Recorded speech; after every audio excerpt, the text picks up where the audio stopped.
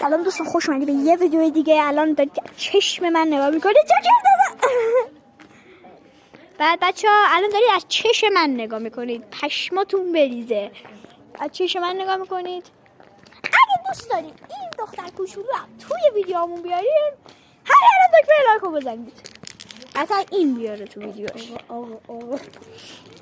خب الان چی کار بکنیم؟ من دوچرخه دوست دارم.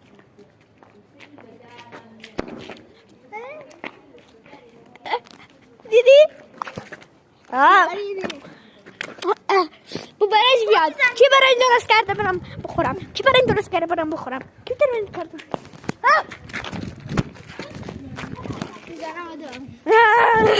دوربین حیف که دوربین دستم. دوربین برعکسه. باشی بارا دیدم. سلام. این تازه دوباره ویدیو رو داره میگه. نکن. آقا اینم داره ویدیو میگیره. ببینیم کی بیشتر لایک میگیره. ببینیم کی بیشتر لایک میگیره. خدای لایک. این چون معلومه، چون این زودتر من کانال شوی شکر من کانالم من چند تا کانال داشتم مسدود شد. خدایی الان زندگی ما رو تماشا میکنید. زندگی $100 ما رو دارید. $1 100 تومانی رو دارید تماشا میکنید.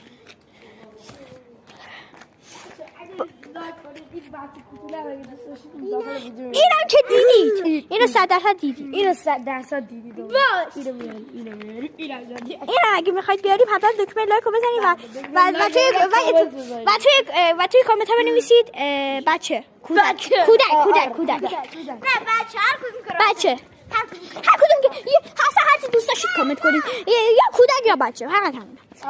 بیا دوربین هم دیگه یه دقیقه ببینیم. باسی بالا میدم. بچه شوخی کردم، ما اصلا فیلم بردار نداریم، پول نداریم اصلا فیلم بردار نداریم. حاجی سری بیا. این ویدیو چیزه، ویدیو بیاره. حالا اینم ویدیو بیاره. باسی بالا دیدم. یه دو بذاریم، ما سبقه بذاریم. 3 2 1 شروع. ابوش پیکانه. خب بچه